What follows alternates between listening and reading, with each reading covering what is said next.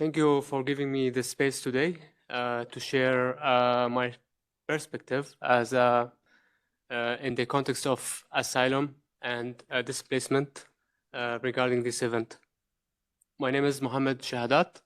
I'm from the Syrian Arab Republic, and I lived the refugee journey for more than a decade, from Jordan to the Netherlands, and now in Switzerland. I have learned that displacement is not just about borders, documents, or shelters. It's about people, memories, and dignity. We often focus, and rightly so, on youth, women, and children, their education, skills, and future.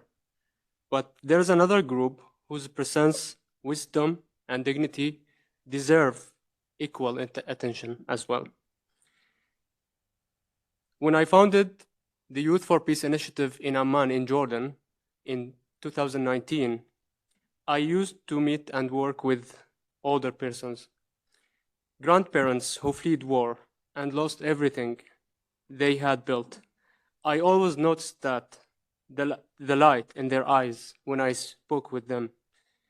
When someone truly listened to them, we all always feel that real and true feelings.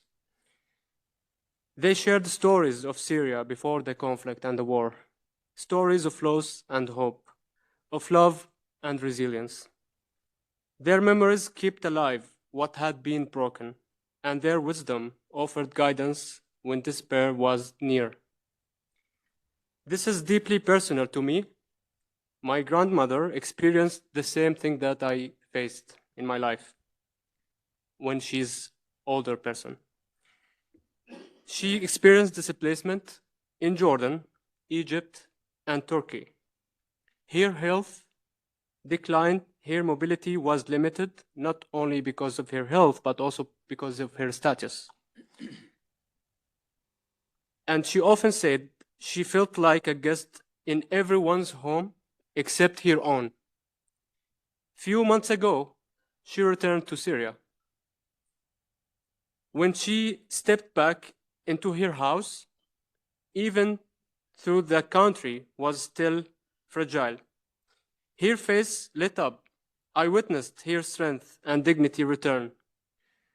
That moment taught me something profound. Home is not just a place, it's a source of power, especially for older persons.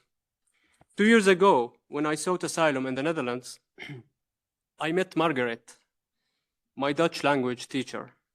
She used to come every morning with a warm smile with her team, teaching me far more than a language. She showed that integration is a two-way street, and that hope exists even in the hardest circumstances. Later in Switzerland, I found myself a refugee in the German-speaking part, and I met again another wonderful teacher. Her name is Gisela. She was my German teacher. She welcomed me and other young refugees into her home, shared meals with us, and listened carefully to our dreams and fear. From these experiences, I learned that between the young and the old, there is a bridge of stories, empathy, and healing. But let us be honest, the absence of a clear legal framework for persons, especially refugees, older persons, especially refugees, creates serious challenges. It makes them invisible, deprives them of fundamental rights, and silences their voices. Without legal protection, their stories and wisdom are at risk of being lost. Yet, until such laws exist, we as young people must carry this responsibility to listen, support, and ensure that their presence is never erased and the bridges are still connected.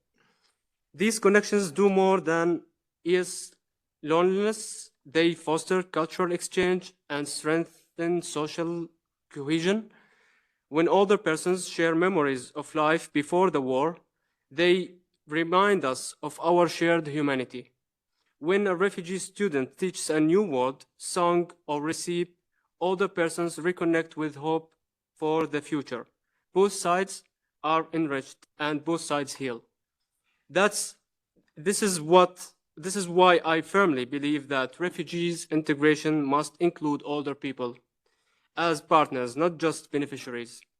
Through storytelling circles, intergenerational dialogue, and shared community projects, we can rebuild the torn fabric of social trust and create more inclusive communities.